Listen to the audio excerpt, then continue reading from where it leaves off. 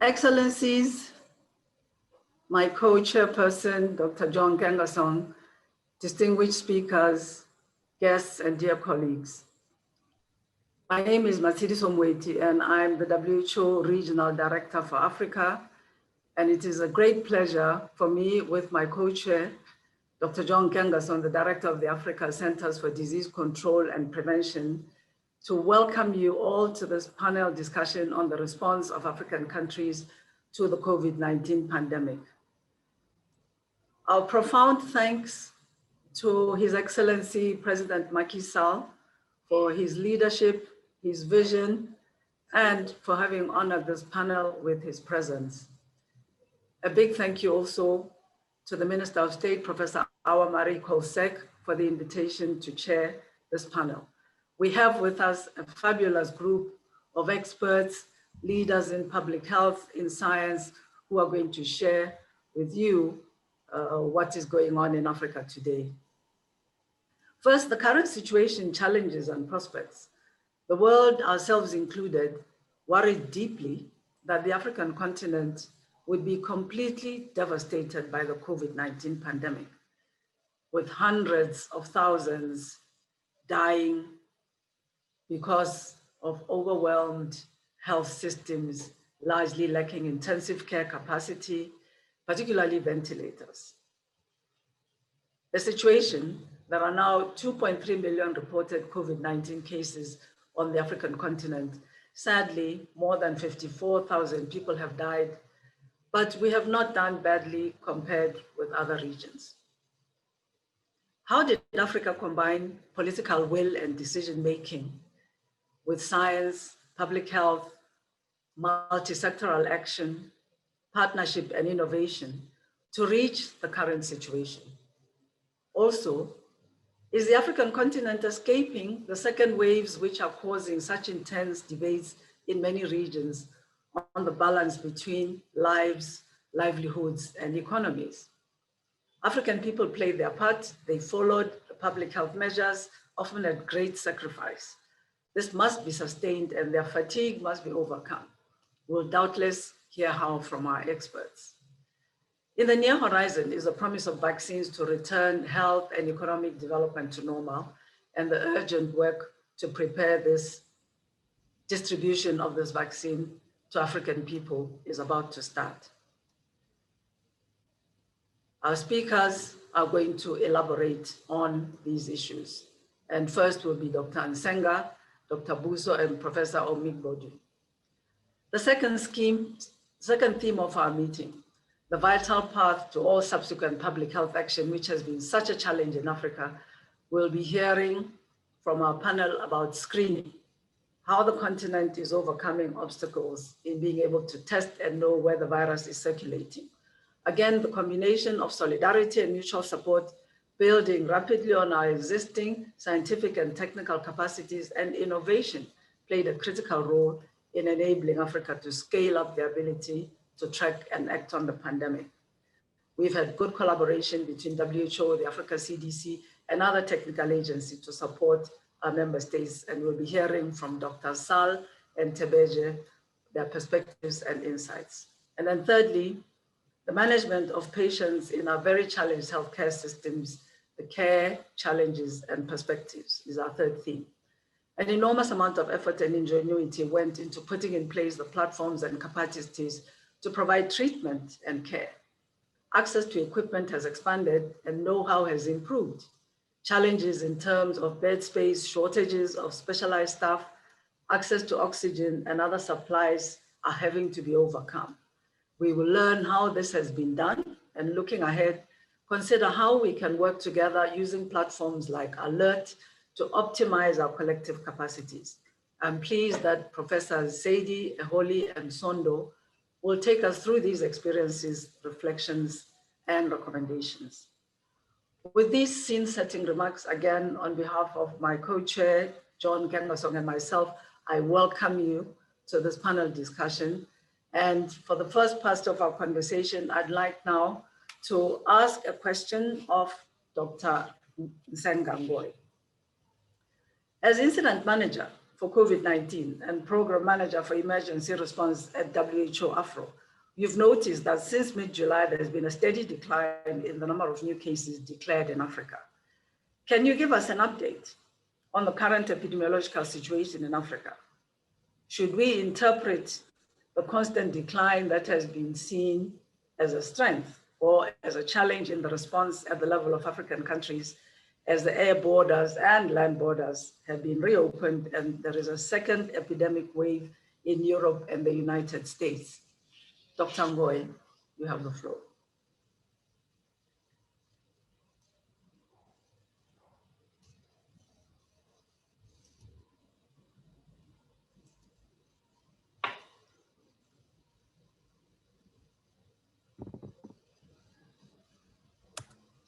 Oh, I'm sorry, I was still muted. So thank you very much, Dr. MOETI.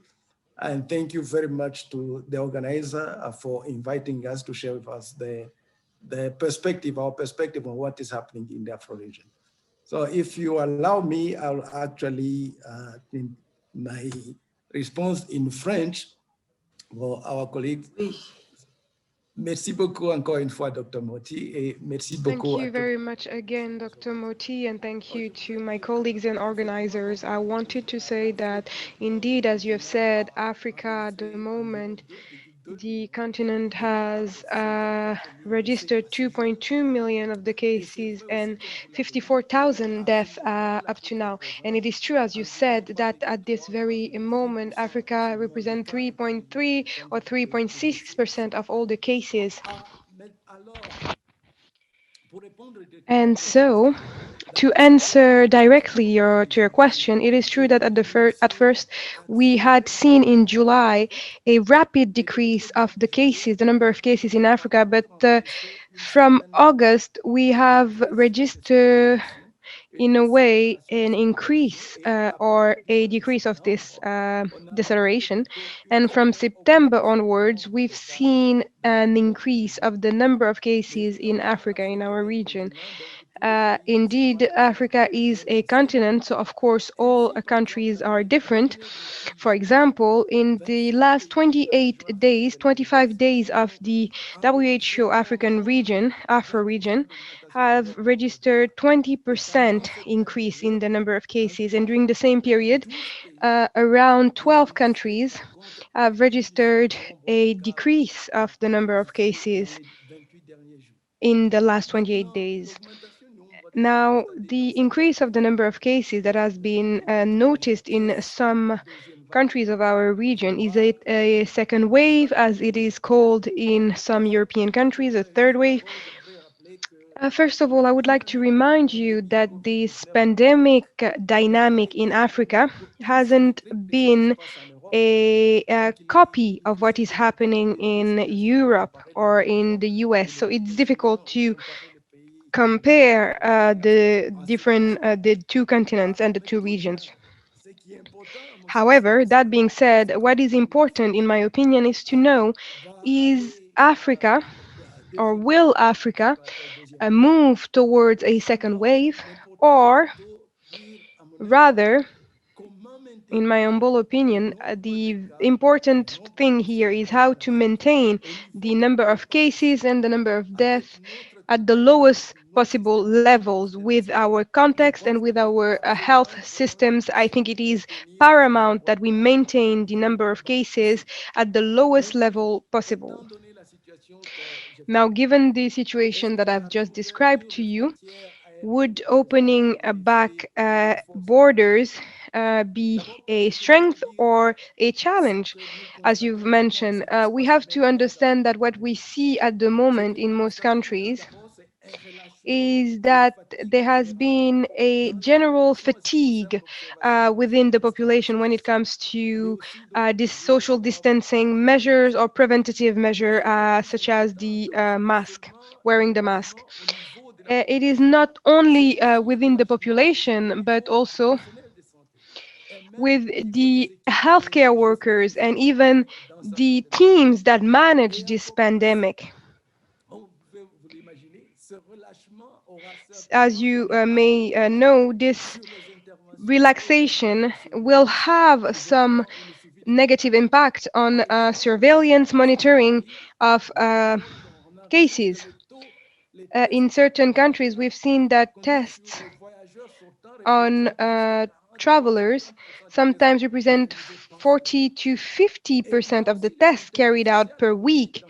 You also have politicians in certain countries, you have a social, political context with elections in certain countries, and you also have the fact that we are at the end of the year with some holidays, you know, with the family meetings and such. All these will represent risk factors, very important risk factors for our region. So to me, the challenge here is not what is happening outside. It is true that our first cases were imported from abroad, but I believe that at this level of the pandemic, the real challenge is what is happening within our borders and what we'll do in the following weeks. And so in conclusion, the dynamic that this pandemic will take in our region in the next days will depend of what the leaders, head of states, healthcare workers will do and will keep on doing to maintain transmission as low as possible in our region. In other words, in Africa, we living in Africa rather, we are holding in our hands the key of the future of this pandemic in Africa. Thank you very much, Dr. Moti. Ok, merci beaucoup, le docteur Ngoy. Donc, je passe Thank you very much, Dr. Ngoy. Now I would like to pass my chair to Dr. John Kengoson that will chair the next meeting. For getting us started on a very good footing, and we are very fortunate and privileged to have such a strong team of experts from the country. So just without further delay and not to disrupt the flow, I will go announce the second speaker, Dr. Abdoulaye BOUSSO, who is the director of the Senegalese Emergency Health Operations Center. And the question to Dr. BOUSSO is simple. Senegal has been acclaimed internationally for its good management of the COVID-19 pandemic. As director of the Emergency Health Operations Centers and operational arm of the National Committee for the Management of Epidemics in Senegal, can you analyze for us in 5 minutes the situation of the response in Senegal, focusing on its strengths, challenges, and perspective? Dr. BOUSSO. Thank you, Dr. John. Bonjour à tous et à tous, Madame la Directrice Générale. Good morning, all. Let us take a stock of the situation in Senegal. When it comes to the situation, as you've all followed it, the epidemic started in Senegal exactly on the 2nd of March 2020, and at the moment we have 16,766 cases. 95% of the cases have been cured, and we have about 300 and so deaths. We have an epidemic that is evolving, and in Senegal, I know that, not to use semantics, we are in our second wave. That's what we believe, because there has been a significant increase in the cases in July and August. Cases decreased, but since the beginning of November, we've started an increase of cases. So to us, this is the risk of a second wave, and now we are working to try and curb this wave. Now, when it comes to the distribution, all the regions are affected, but sometimes we can say that there are 4 or 5 regions that haven't seen any cases for 2 weeks now. However, other regions are all affected. affected. When it comes to our strength, I think that we are insisting on the response, but I want to insist on preparation and prevention.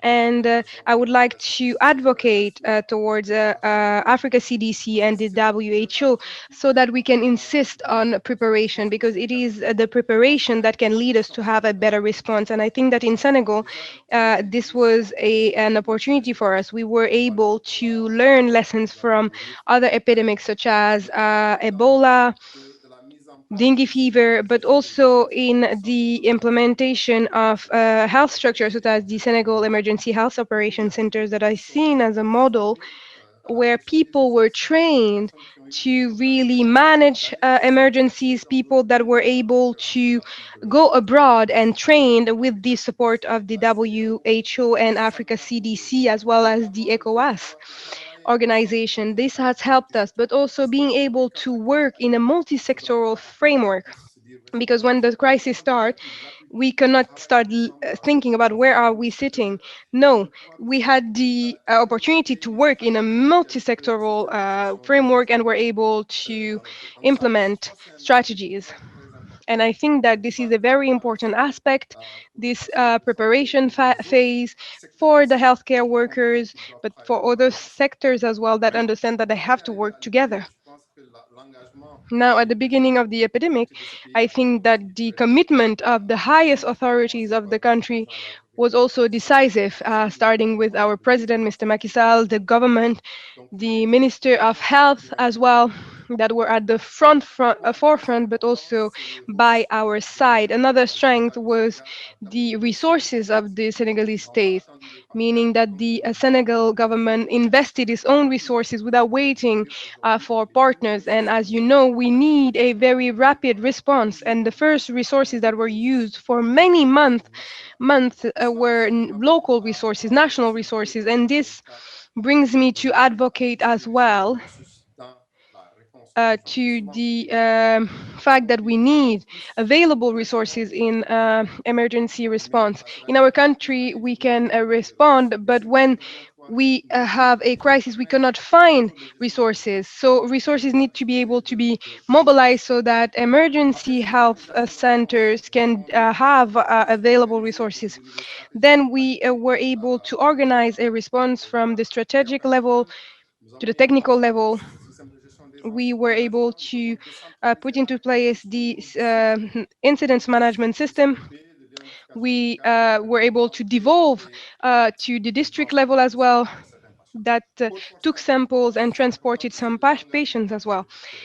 Another point that's very important is the commitment of the community. At a certain moment, the community was really committed. It is true that it was pushed by the crisis with the number of severe cases and the number of deaths, but at the moment we still feel it. It is true there is a certain loosening in the behaviors. And in terms of challenges today, the integration of COVID in our day-to-day life, this is a challenge. Ourselves, we have starting in a way we are trying to step up our mechanism to have some alert mechanism so that we can go from routine to activation to response. Now, maintaining this community commitment is a challenge. It's really burdensome. We need to maintain the commitment of everyone, even healthcare workers, because sometimes it gets really tiring for us as well. When it comes to borders, I would like to insist on land borders. There have been a lot of restriction, and today we need to think of how we need to manage these borders with rapid diagnostic tests. I think we need to think about that. Another challenge will be vaccination. We all agree on this tool, but we already know the intox that are being circulated. Some healthcare workers are making advocacy against vaccination. So we need to be prepared so that the vaccination will not be rejected in our countries. When it comes to perspective on the second wave, I think we need to use this word. We are already in a second wave. We need to put back in place all the mechanisms that were already in place before, the commitment of our authorities, the commitment of healthcare workers, but also of other sectors, and maintain it. Mr. Director, this is what I could say about the situation. Thank you. Dr. Bousso, pour Thank cette you, Dr. présentation Bousso, for your sur la situation du presentation on COVID-19 the situation of au Sénégal. COVID-19 in Senegal. On va passer la troisième We'll now move to the intervenant. Donc, c'est le third. professeur, I think it's from Nigeria speaking, the professor Olayinka Olusola OMIGBODUN is the Dean of the College of Medicine, University of Ibadan in Nigeria. So, Professor, the question to you is, in November, Nigeria was the first most affected country in West Africa and the seventh most affected in Africa. Nevertheless, we have seen a steady decline in the number of new cases reported in the country from the start of the pandemic to this day. Can you share with us your experience and especially the challenges and prospects to strengthen the response in your country? And we would ask that you do this in under 5 minutes. Professor, over to you. Thank you very much for that question. First of all, I must stress that, we all know Nigeria has a huge population of over 200 million people. We're a very unique country in that we're bounded by 4 French-speaking countries. And unfortunately, we mostly do not speak French. And we have lots of potential for rich tourism, but lots of problems of corruption. As of yesterday, 9th of December, we had 822,231 tested, and this is just 0.0004% of our population. And we had 70,000 confirmed cases. We still have over 3,000, almost 4,000 active cases, and 65,000 discharged cases, and 1,182 deaths. So our death rate is still quite low. As soon as the first case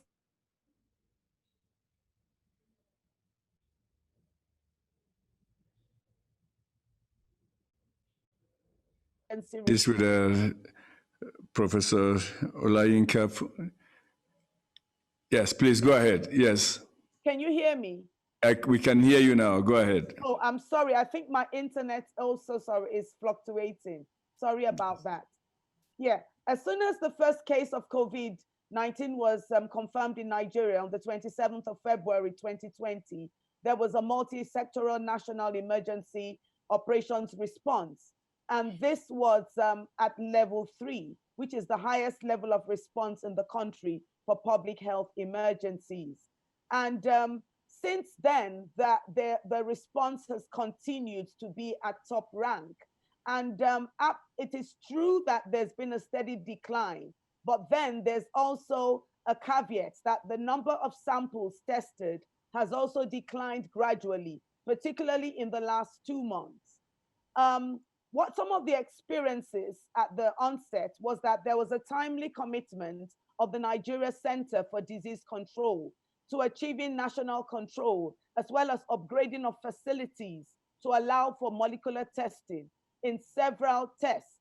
There was a ramping up of testing to identify cases, support for establishment of isolation centers, and this helped to positively drive the COVID-19 mitigation efforts in Nigeria. The Presidential Task Force also has shown commendable leadership and the presence of relevant stakeholders who have demonstrated good knowledge of outbreak intervention strategies. However, there have been a lot of challenges. The testing is still inadequate. People are unwilling to test, especially when they're asymptomatic. And the poor turnaround time for COVID-19 tests in most parts of the country.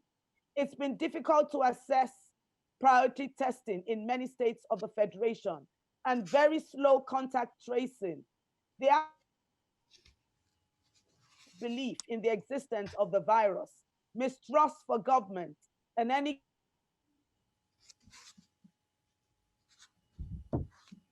we're a very social people, and this has discouraged the spatial distancing. Poor levels of hygiene, unavailability of potable water in many places, slums, many areas with problems of overcrowding. Our higher institutions and colleges have overcrowded residential facilities.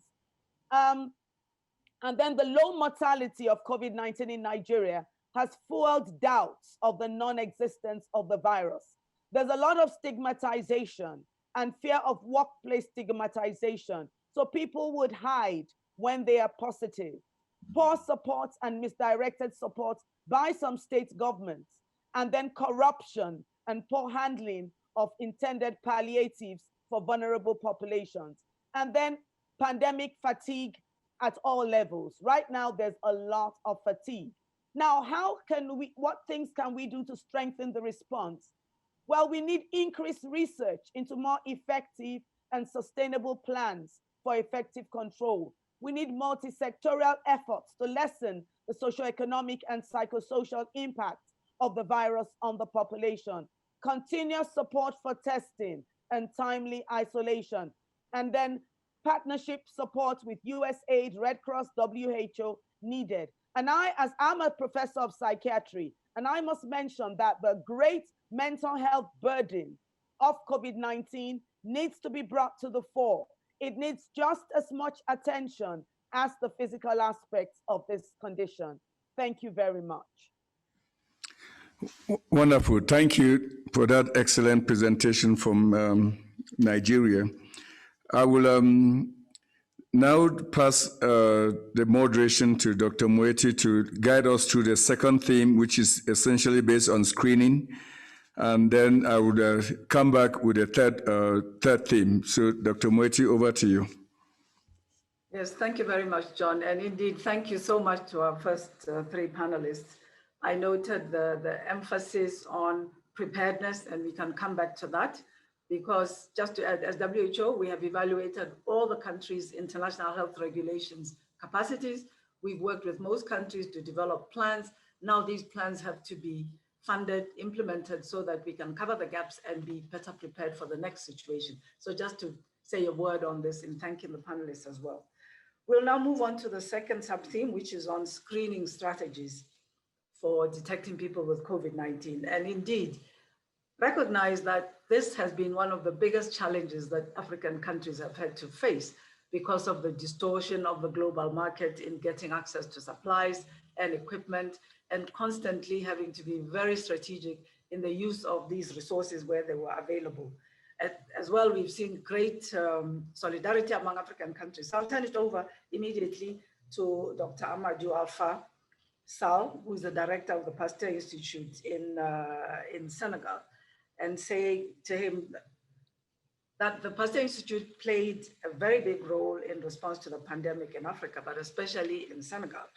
We noted the time taken to return laboratory results, and especially the decentralization of screening in the country was a big challenge, but you were able to overcome it. Can you share with us the Senegalese experience to improve screening of people suspected of COVID-19, again in 5 minutes? Dr. Sall. Merci beaucoup, Dr. MOETI. Thank you very much, Dr. MOETI. And I would also like to thank Dr. John Kengasong of Africa CDC, our friend with whom we've worked together since the beginning of this epidemic. In relation to your question, Dr. MOETI, the role of the laboratory in Senegal, as Dr. Mousso said, is to reflect strategically and how to decentralize efforts. These are indeed key issues in the Senegalese effort, because even at the district level, we try to ensure that the necessary mechanisms were put in place. The central role of the laboratory in this type of epidemic is to make it possible to measure the increase of the epidemic, to improve on the care, and to make it possible to quickly identify the different infected persons in order to commence treatment. That is why the objective which was laid down was, first of all, to quickly as possible have results and to do it within 24 hours for the test. So the main problem which we face in this area was the availability of tests and machines. So right from the beginning, the epidemic was indeed a serious issue to be dealt with in the laboratories, and we try to work progressively as the pandemic evolved, principally in two regions, one in the south, like Kolda, and another from the central perspective in one of the most affected areas, which is Tuba. So these centers made it possible to limit the transmission, and the effort was not negligible at all. There's another second issue which was of importance to the success of this work was the fact that we started very early to start decentralizing, and there was progressive reflection, and other laboratories were opened. And so very quickly, we had 10 laboratories which covered 10 parts of the country. So there was indeed decentralization, which is indeed very important. And another issue which was important was coordination, which was conducted at the continental level and which also had an impact on Senegal. Right from the onset, l'OMS a organisé une formation d'abord au niveau. There are slight problems with the network. À partir d'un groupe de 25 personnes au Sénégal et d'un autre groupe en Afrique du Sud, il a été possible d'équiper tous les pays avec des laboratoires.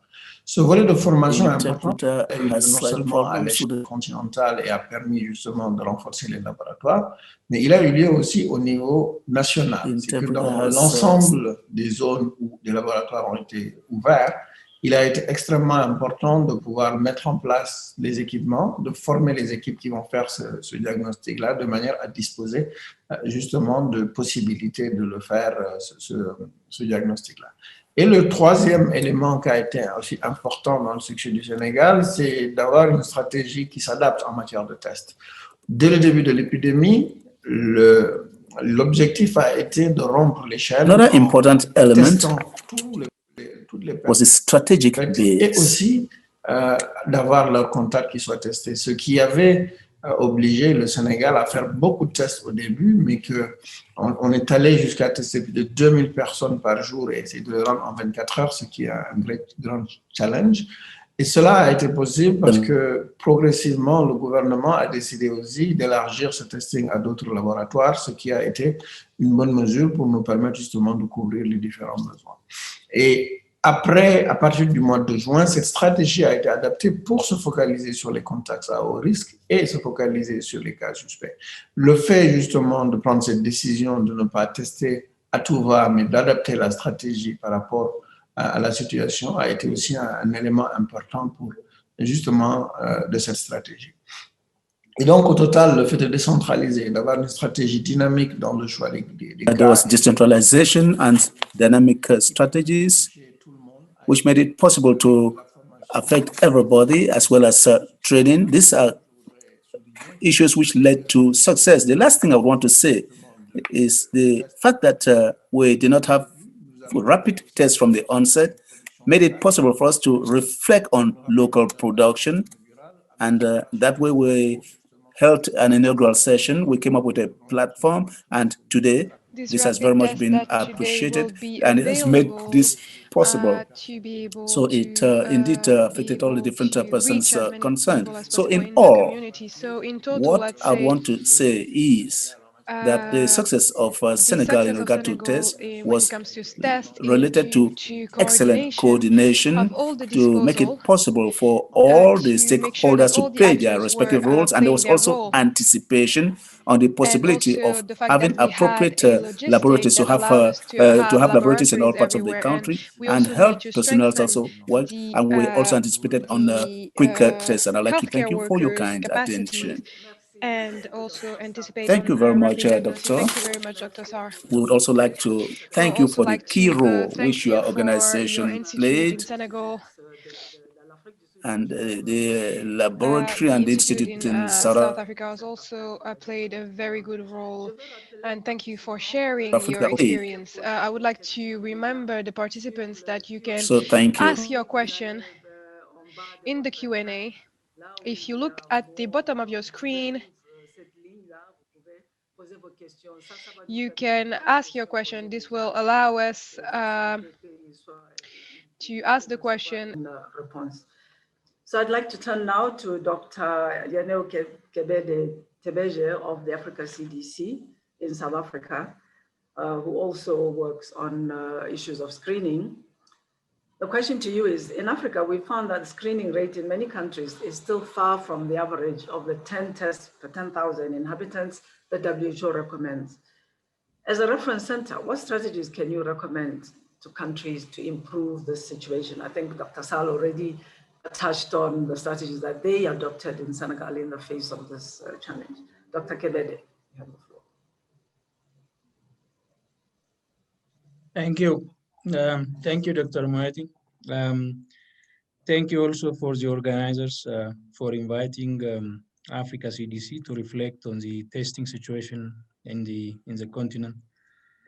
I really acknowledge what has been described by Dr. Amadou, the previous speaker. Africa came a long way in the scale-up of COVID-19 testing. Last year in January, as all of you remember, there was no really capacity in most of the African countries, except in 2 countries, in South Africa and Senegal. Actually, those countries were really helpful to scale up the testing program by providing the initial training. Today, all 55 member states have PCR testing capacity, and the testing numbers have significantly increased.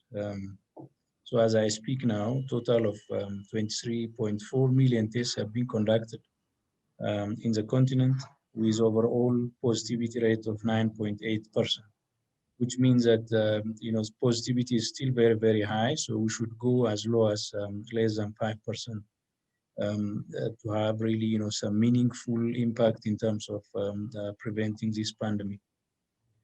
So this means 1.7% of the African population has been tested. However, the continent has still a long way to go to scale up the testing to respond to COVID-19. Many countries still are at the lower side in terms of testing scale up. Africa CDC, WHO, and partners have been working with member states to support the scale up of testing, and the following were important strategies for optimal scale up of the testing that we would like to recommend, and these were also captured in our PACT strategy.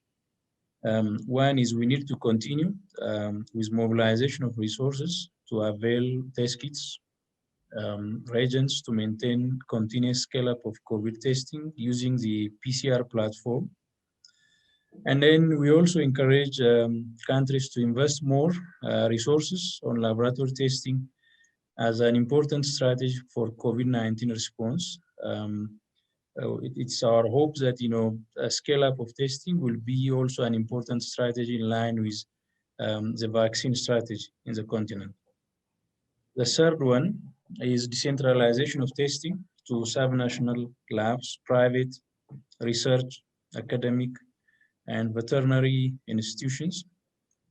And we have also issued a guidance to implement a pooled testing strategy, especially in large-scale screening in a community where the prevalence is expected to be very low. So the most important strategy that we are working today is introduction and scale-up of antigen-based rapid diagnostic tests. These are really very cheap, simple, and point-of-care testing technologies which allow results within 15 to 30 minutes, and they can be deployed in non-laboratory setting. So to support this process, Africa CDC has worked with partners including WHO, ASLM, AFNet, TRI, FIND, and many others to develop guidance for antigen testing. We have also a very comprehensive training package on antigen testing. And we conducted the first continental TOT 2 weeks before. And now countries are rolling out the training. So far, some 6 countries have conducted TOT training in country, and more than 230 people have been trained on antigen testing. And we hope, countries will continue to scale up antigen testing at a wider scale. This will be a game changer for COVID-19 response in Africa. In addition, we are also, supporting and promoting countries to use the TB and HIV platform without affecting TB and HIV programs to scale up for COVID testing. I think those have been really helpful in many countries.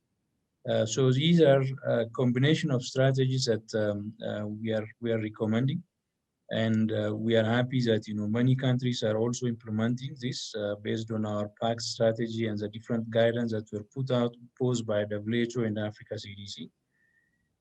Therefore, we hope that after full-scale implementation of antigen tests, the situation in continent will completely change, and we will see more and more positive cases.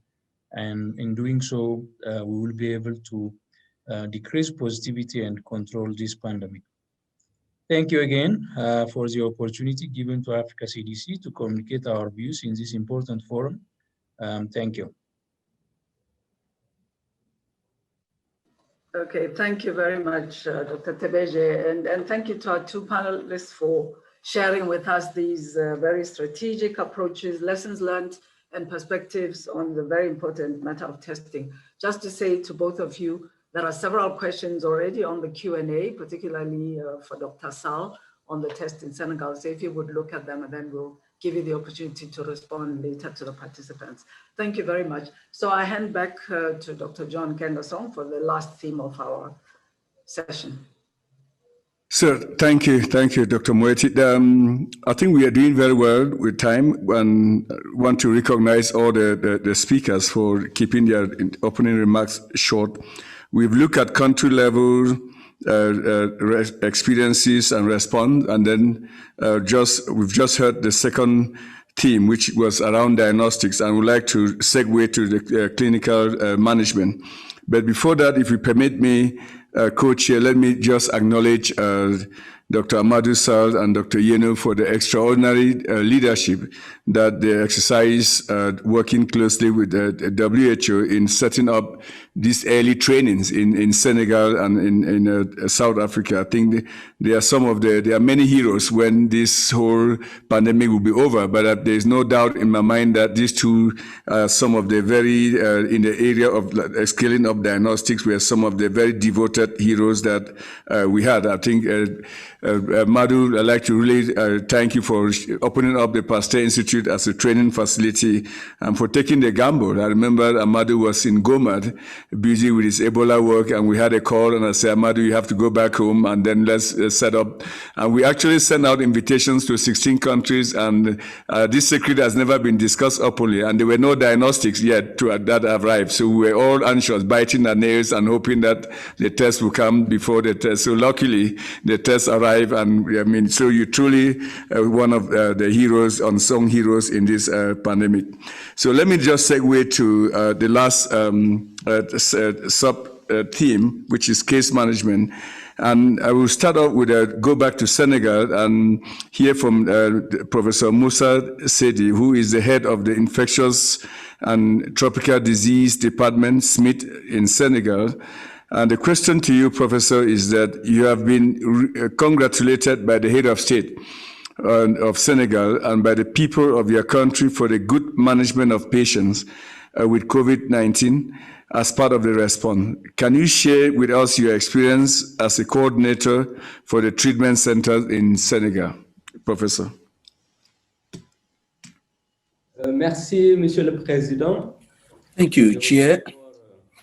Let me first of all start by expressing my gratitude first to the President of the Republic of Senegal, President Macky Sall, who has indeed supported us in our work, but as well as the entire population because they also supported us in absolutely. And before I go any further, I would like to express a condolence to all those who died as a result of this pandemic, not just all those who are working in health center, but the entire population in other aspects of the society. This I would like to share my experience, my immense experience on case management.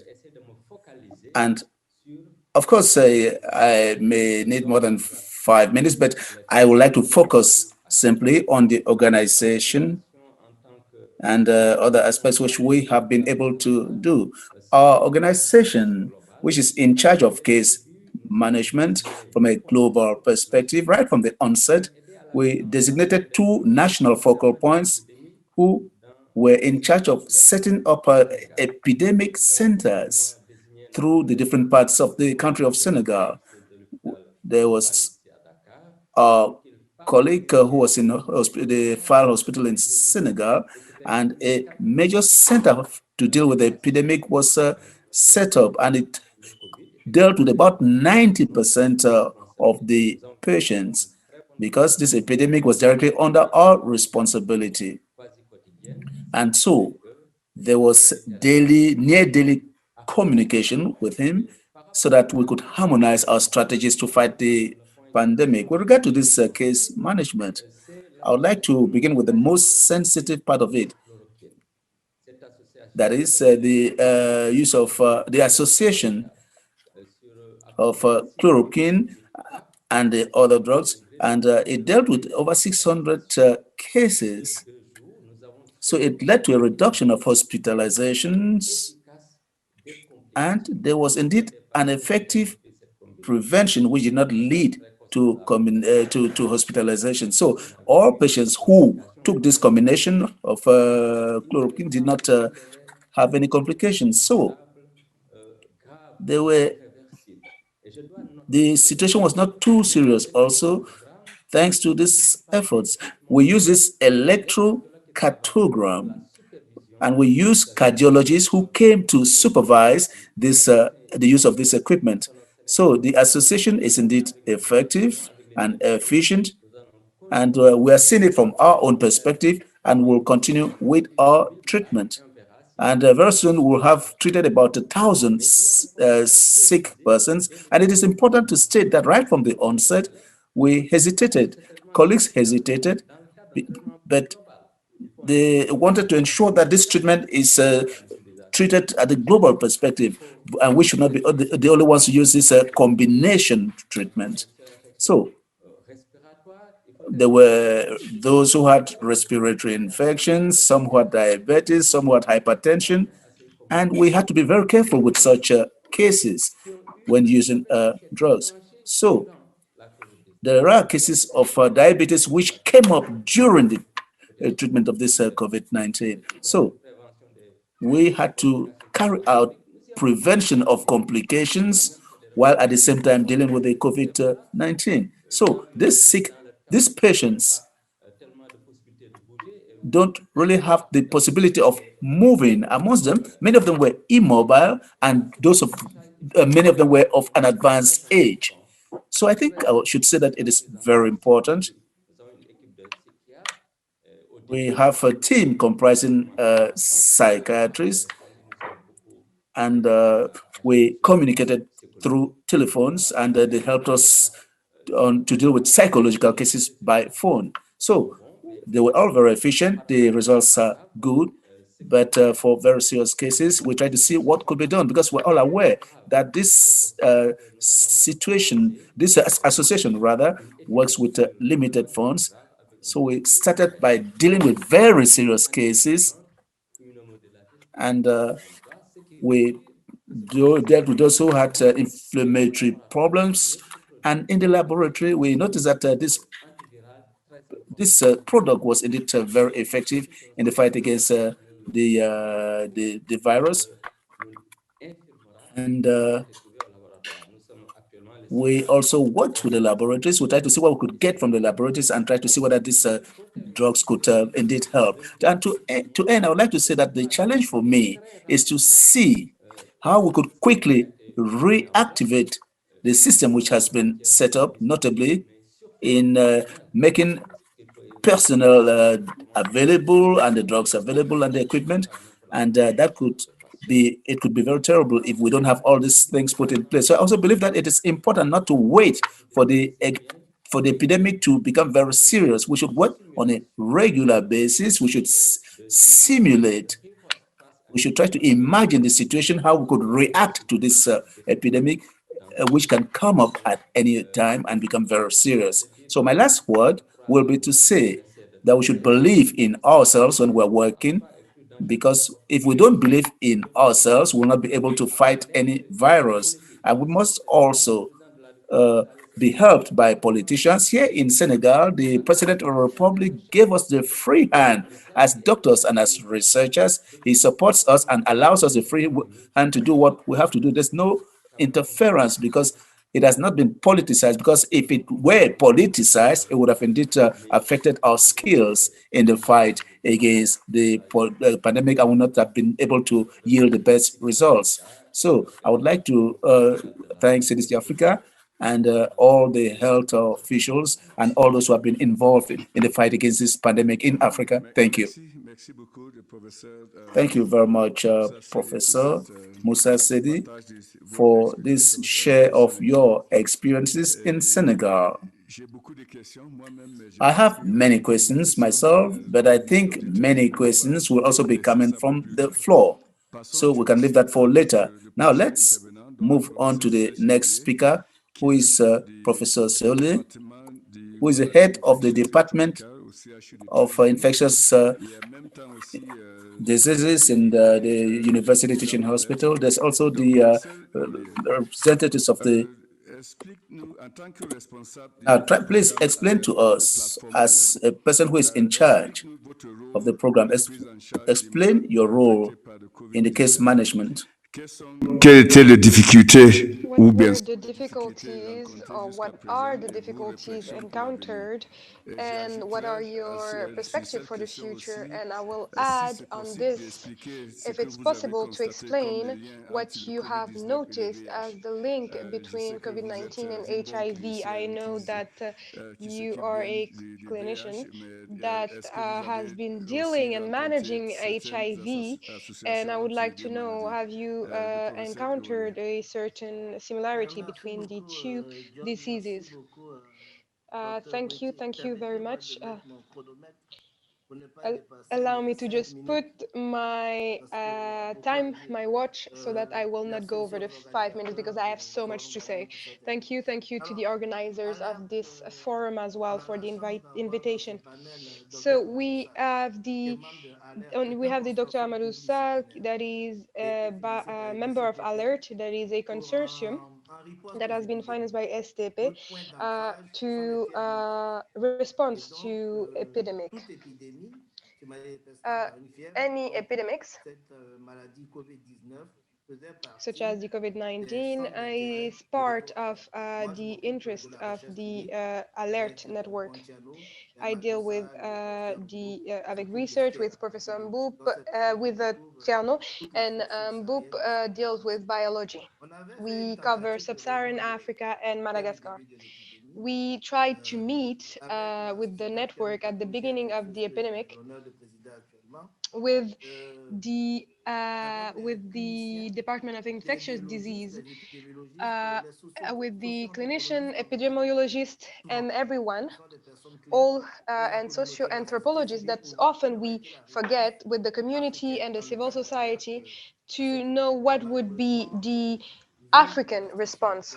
However, given a travel ban, we weren't able to have the meeting in Dakar. We wanted to have the meeting in Dakar. Why Dakar? Because at the same time, we would have been able to train biologists to diagnostic, which was one of the goals. This wasn't carried out. However, we put into place a common database derived from Isaric that we use in the different countries, and in particular in the Côte d'Ivoire. To come back to the national response, I think that when the epidemic started, we all knew our weaknesses in terms of human resources in Africa, in terms of infrastructure, ventilators, reanimation beds, and all that. And what we decided on very early on was that we needed to work together. We are not a lot of infectiologue, uh, and we needed to call up all specialists and federate the different specialist researchers without bickering on knowledge and on area of expertise, saying that, oh, this is a disease for me, and so on and so forth. We called endocrinologists, pediatrician, gynecologists, all of them were called, and then we knew with whom to work. The government has created COVID sites. In our 33 health district, we created hub, and we divided between acute cases and normal cases, and we did everything to protect healthcare workers. You have to remember that this is a stressful and a disease that creates a lot of anxiety. You have a lot of colleagues that were afraid of it, so we did everything to equip them with PPEs. This allowed us to control the disease.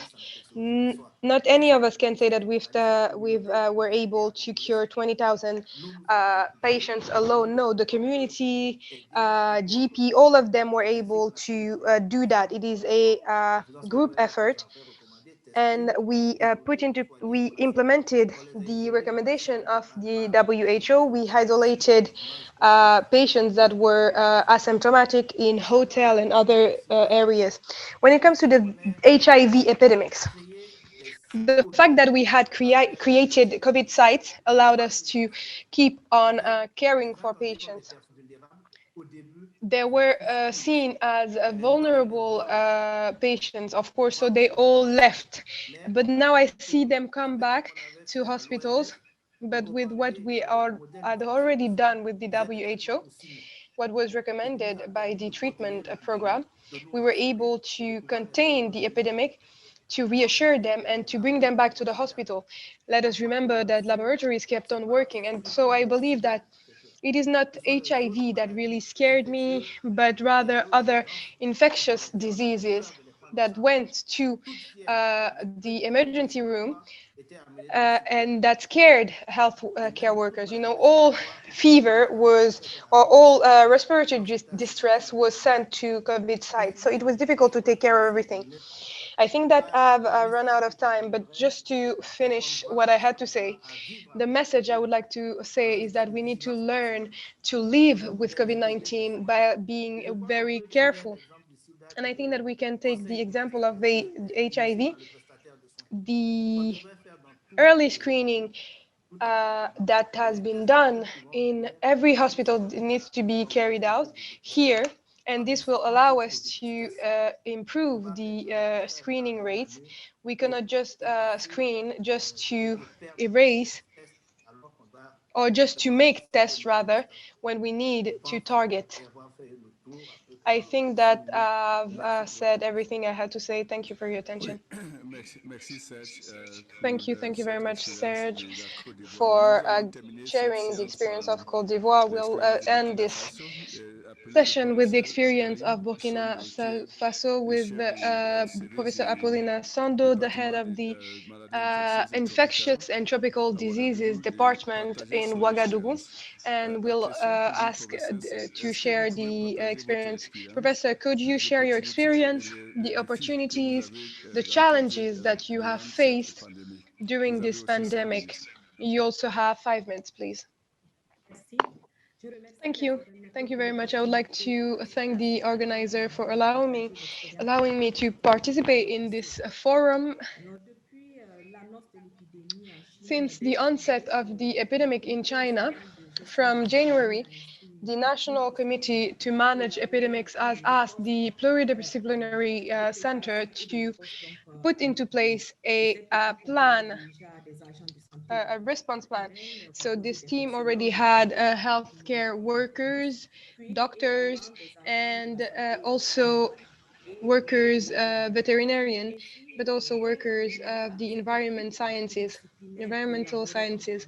This pluridisciplinary team from the very beginning mobilized for to take care of the response on top of the GPs and other support workers. Now, given the evolution, other specialists were mobilized, such as psychologists, pediatrician, gynecologist, and other specialists. Back in April, with travelers that were coming back to the countries, there was a confinement protocol that was set up, first of all, to be able to monitor patients for 14 days, and then systematically, we have taken samples first day, 8th day, and 14th day to be able to detect positive cases. And given the evolution of the increase of number of asymptomatic cases, we've also put into place a protocol to manage things at home. First of all, a hospital was identified to take care of the cases, and in Bobo-Dioulasso as well. But when it came to the capacity of these hospitals, they were overrun, and so we realized that in this protocol that to be able to we sent mobile teams that were able to go and tell people the results, the treatment that was to be taken, and to monitor them. But we had to take into account some criteria, environmental criteria, to be able to manage this. And then with the opening of borders, we have integrated a rapid diagnostic test to be able to screen rapidly travelers coming in and to detect those that did not have the and those that were positive. The evolution was marked by the two hospitals, was managed by the two hospitals, and then on an epidemiologist plan level, and also with the necessity to be able to integrate COVID-19 in the routine management, authorities decided to devolve some to some health district centers for all the activities by involving Central Directorate of the Ministry of Health, and by strengthening the capacity of the healthcare workers at every level of the health pyramid, on a technical and logistical and financial level, to be able to ensure that all the cases are taken care of in all regions, by involving as well the healthcare workers, community healthcare workers. And so at that level, we had a devolution towards the districts in every regions. Of course, there are some challenges to be met, such as the monitoring, surveillance at entry points, when we know how our borders are porous, especially land borders, and also areas in our context where there is not a lot of safety, and also a lot of displaced population, to be able to really take care of the patients. It's a challenge. We have also seen a loosening of behaviors when it comes to preventative measures, and we need to take into account all these aspects to be able to contain the epidemic when we see that there has been an increase of the number of cases lately. So these are some of the elements that we would like to share concerning the response in Burkina Faso. Thank you, Professor, for that great review of the situation in Burkina Faso. I think we have now come to, I believe, the most interesting part, which is the opportunity to hear from the audience. And I'll let Dr. MOETI guide us through the Q&A and to hear from the questions from the audience. And we ask that if you ask your questions, be very specific, keep it short so that we can receive many more questions. Dr. MOETI, over to you. Okay, thank you very much, John, and thank you to all our panelists for that fabulous exchange of your experience, your wisdom, your recommendations for how we can keep going as a continent, as a region against this pandemic.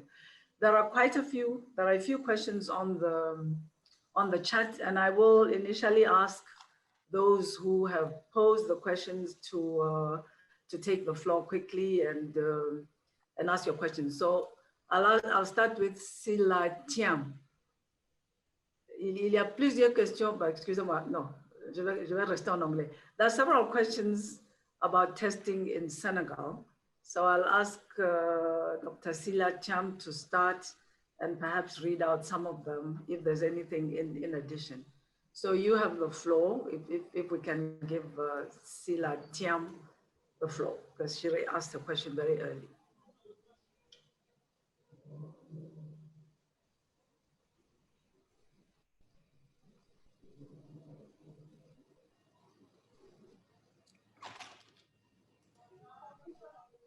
It's possible for the facilitator, the technical colleagues to give them the floor to Sila Tiam. Bonjour à tout le monde. Je suis Patient Wimba, je vous parle de Bukavu en République démocratique du Congo. Ce que je voulais dire, c'est que nous avons mené une étude à Bukavu sur l'observation des gestes barrières autour des Covid. Et nous avons trouvé qu'il n'y avait pas vraiment eu observation de ces mesures barrières dans notre contrée. Et maintenant, on a effectivement dans notre base de données, parce que nous menons une étude prospective, là, des enquêtes sur terrain depuis le mois de juin maintenant. Et nous avons effectivement observé que depuis fin novembre, début décembre, nous avons vraiment une élévation du taux des malades qui sont rapportés. Ma question, c'est celle-ci. Est-ce qu'on peut vraiment s'attendre à une résurgence ou à une deuxième vague de l'épidémie dans un contexte comme le nôtre? Parce que le principe au départ, c'était que la maladie conférait une certaine immunité. Mais comme chez nous, on n'a pas eu d'observation pratiquement des gestes barrières, les gens n'ont pas été confinés, les masques n'ont pas été assez bien portés et tout.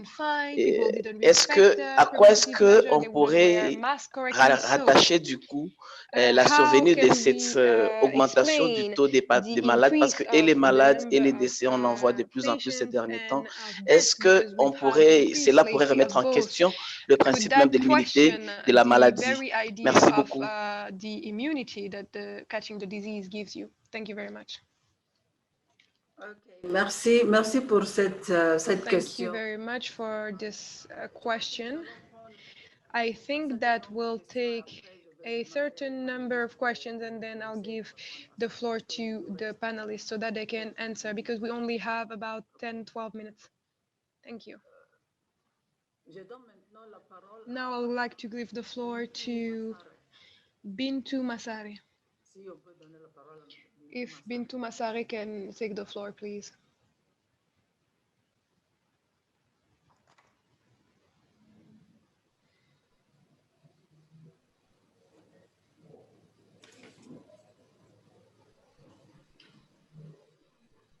Okay, Bintou Massare, vous avez la parole. Can we give the floor to them from the technicians, please?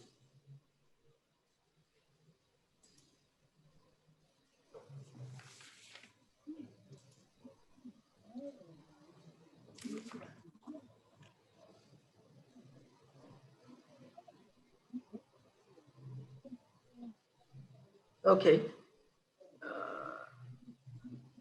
Je ne vois pas le...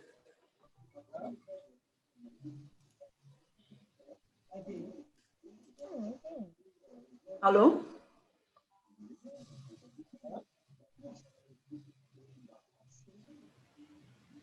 Bintou Massare, vous avez la parole. Est-ce que vous êtes... Bintou Massare, you have the floor. Are you speaking because we cannot hear you?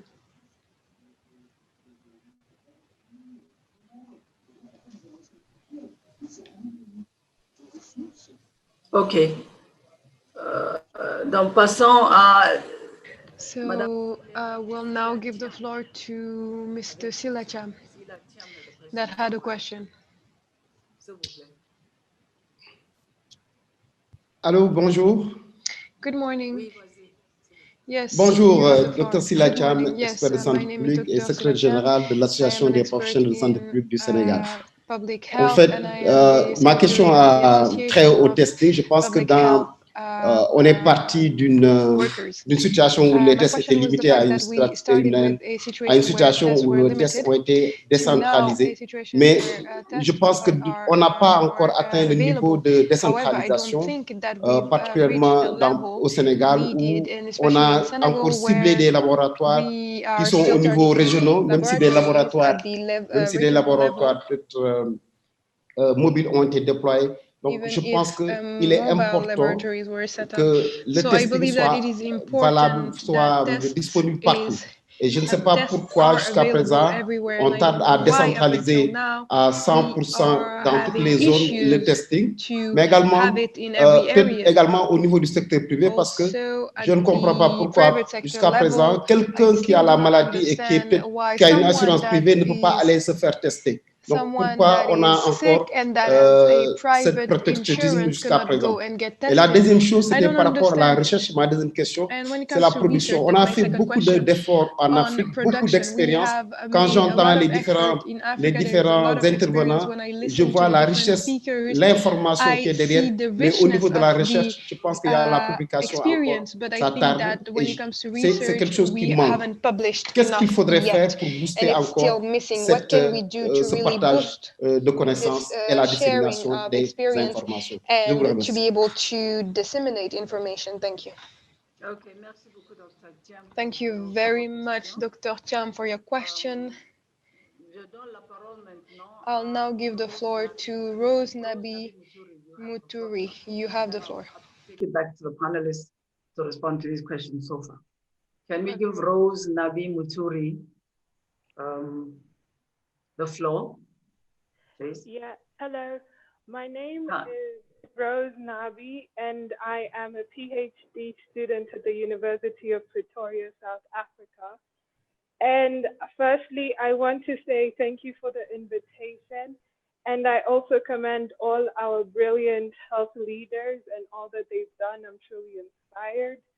I just have one question, and that is, in the face of all these challenges we experience in health, such as this COVID-19 pandemic, what motivates you as health leaders to wake up every morning with all the challenges and despite all the fatigue to keep on, working and helping us around all this? Thank you very much. My name is Rose Nabi. Okay, wow, thank you very much, Rose. That's a fabulous question. I'm sure all the panelists will be jumping to explain what inspires them, what inspires all of us. So I'd like to turn over the questions to the panelists. Who would like to respond to the first question from our colleague from the DRC about immunity, testing, the fatigue in the population, what to do next?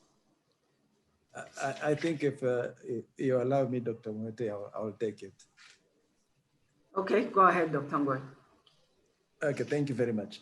Merci beaucoup, Patient, pour cette question. Thank you very much for this question, Patient. It is true that we can see in most of our countries that there has been a generalization of a loosening of behaviors when it comes to social distancing. Now, that being said, it is true that we have seen as well an increase of the number of cases, sometimes significant in certain of our countries. And I believe that this is already shown by science when you do not respect preventative measures and do not respect social distancing. in the 8 following weeks, you have a significant increase of the number of cases. So of course, this will result in an increase of cases. Now, relying on global immunity isn't, group immunity isn't the solution. Why? Because first, even with a significant increase of cases, the studies have shown that in most countries and in most regions, we are still around 6% for certain studies, 12% for other studies, and for other 25% when it comes to the prevalence of the disease. Even if with 25%, it is not enough to have this immunity to protect the population. So maybe using the vaccine until 80%. And so at this very level, we cannot rely solely on the loosening of behaviors and having a community immunity.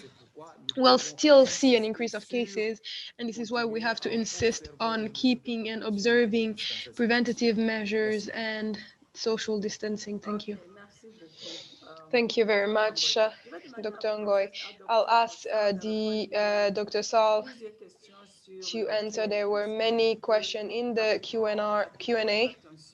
If I can just have your attention, there is a Dr. Franco Mofinda from Angola that asked, what is the strategy for the treatment of cases? What is the facility to have access to the different gen expert, for example? And there is also Amifal that is asking when the rapid test of the Pasteur Institute will be available, what will be the deployment strategy, what are the lessons that we'll learn from it. There were announced by Dr. SALL, and I would like to commend your leadership. Mohamed Lamine Lee said that maybe it's true that the Pasteur Institute would give back diagnostic in 24, 84 hours, but you have to understand that sometimes people would wait days. What do you believe about that?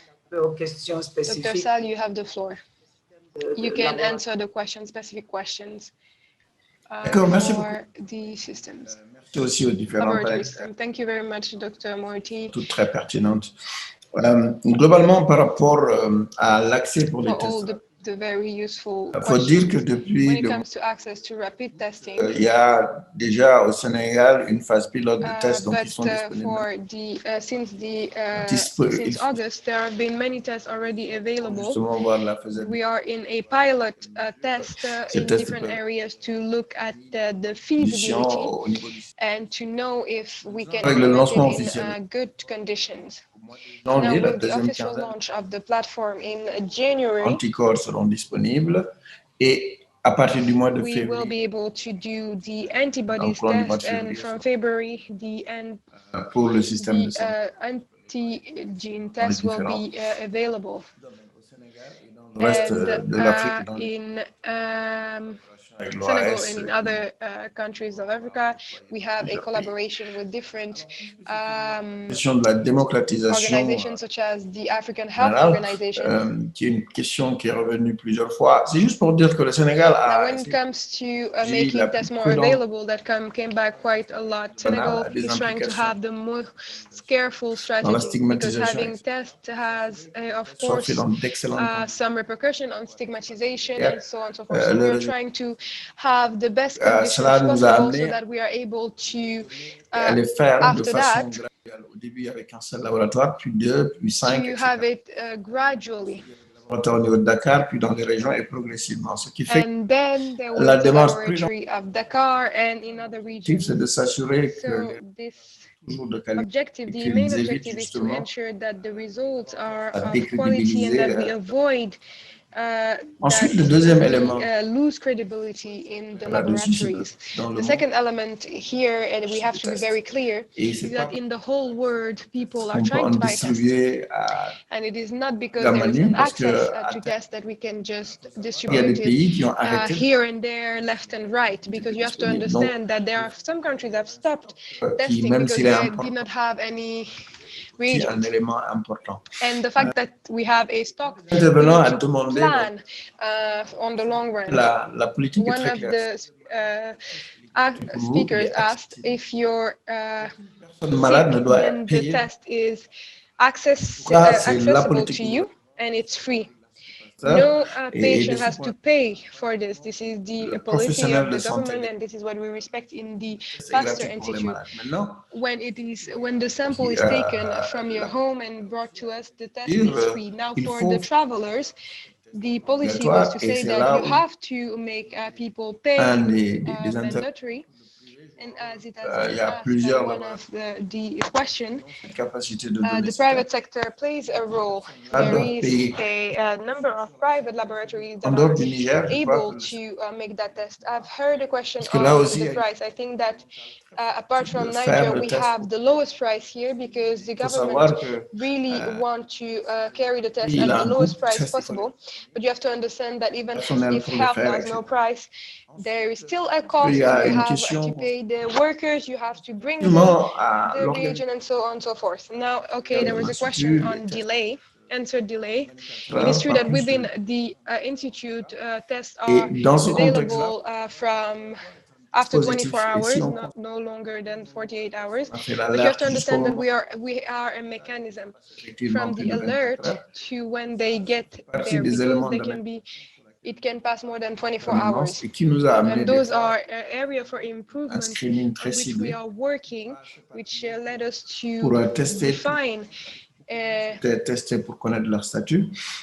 many people wanted to be tested to know their status, and the choice was to really target, go into contexts where the tests were very useful for action. Je pense que c'est les différentes questions. And to stop transmission. I think that those were the different questions that I was able to spot rather. When it comes to access for different tests that was asked by the Secretary of State of Public Health in Angola, I think that there were many different dispositions that were taken. First of all, they have a direct purchases. Like many laboratories in the world were tried to fund some, but I want to really commend the role of the WHO and the Africa CDC in the availability of tests. In Senegal, in the institute, we were able to distribute some tests because they would come in via Africa CDC in our institute, and we were able to dispatch some tests. And I think that this was a very important element, and this was thanks to the WHO, the Africa CDC, and the African Health Organization. Now, something that was really rare, and especially in Senegal, we had a minimum stock that was given to the government and that was deployed progressively, but at the moment there is a shortage. And these were the answers I had. Thank you very much. Thank you, Dr. Sall. Rahmat Odiosoro de Ghana, who is asking the question, two questions. Have the civil unrest, the university strikes, the elections held across various African countries influenced the number of COVID-19 cases? In short, what is your view of what could be seen as gatherings of people in these kinds of situations? What could they have done in terms of being super spreading events? And then the other question I think has been answered. How do we increase testing? We talked a lot about that. Do governments currently subsidize the test costs? So may I ask one of the directors of the Public Health Institute who are monitoring the situation in countries, do you think that some of these gathering events could have made the situation worse in countries in terms of cases? What have we observed in the data?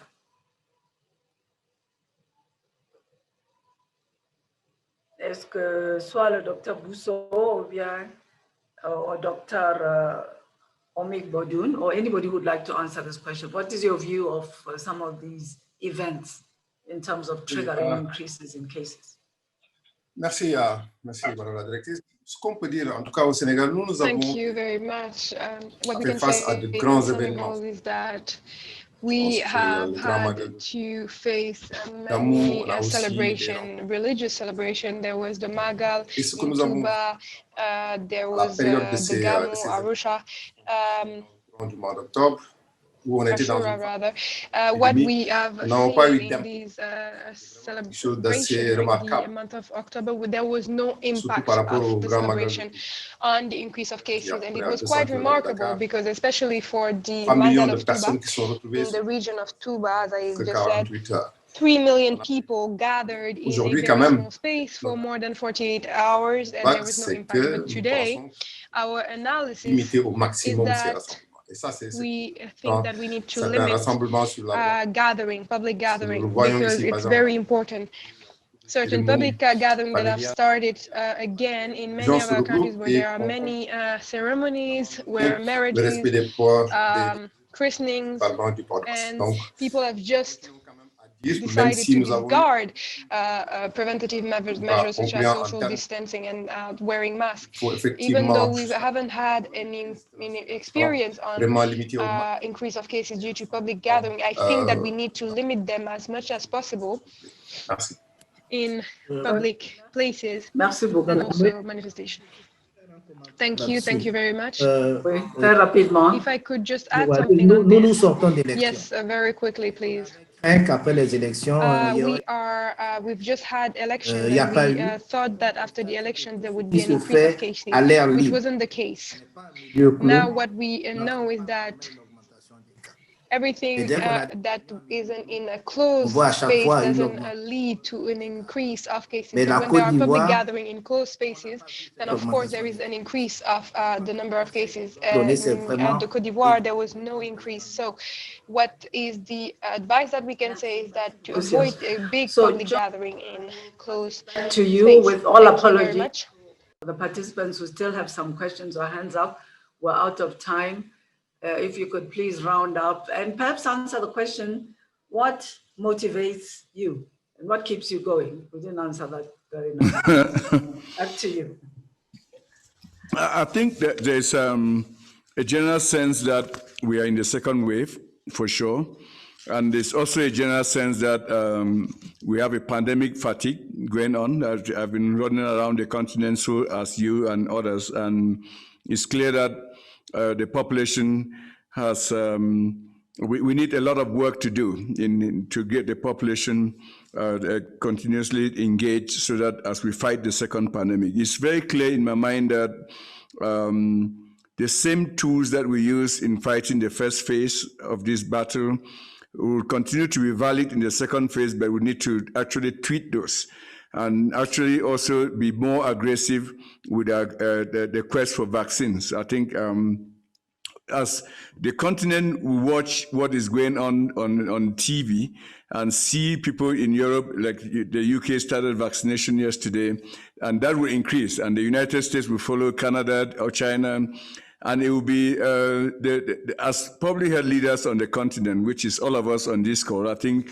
the pressure on us will be tremendous at that, and it will be very difficult to go home and tell the communities that we just don't know how to give them access to vaccines. So I think it's a collective call that we, of course, WHO and Gavi, CEPI are working very hard with the COVAX facility. We at the African Union are doing, working very closely with President Ramaphosa as chair of the union and Chairperson Faki to elevate this discussion at the highest level. I mean, yesterday, Chairperson Faki and UN Secretary General Guterres had a press conference, and I think that was the number one question that they were all discussing. We have argued that as a continent, to get rid of this pandemic, we need to target at least 60% of the vaccination. And a good pathway to that 60% is the 20% that we've always been told that we'll get from COVAX, which in my view is a wonderful mechanism to express coordination and solidarity. But as a continent, to address the issues that we just discussed here, we actually have to contribute all our voices. But work closely, very, very tightly, such that there is, because we all understand that as this vaccination increase, there will be bilateral deals. Companies will come from outside the continent and approach people.